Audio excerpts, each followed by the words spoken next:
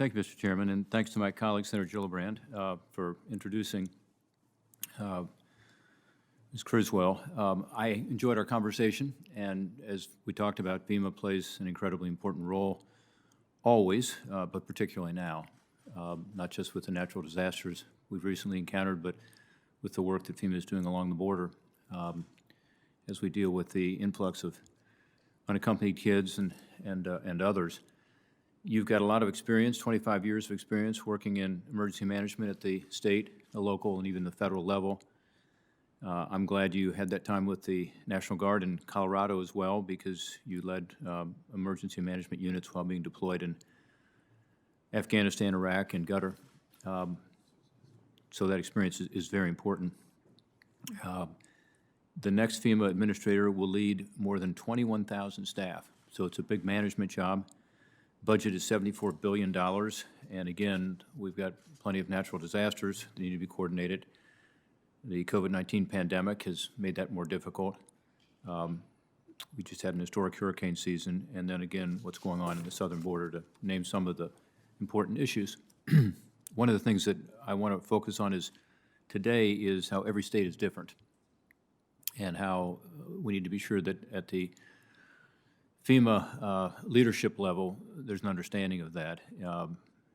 Ohioans have been provided significant COVID support thanks to FEMA, $100 million in emergency protective measures, $1.4 billion in lost wages assistance. Just last week, FEMA launched a mass evacuation clinic in Cleveland, Ohio, to administer 6,000 doses a day, prioritizing high-risk Ohioans and underserved populations.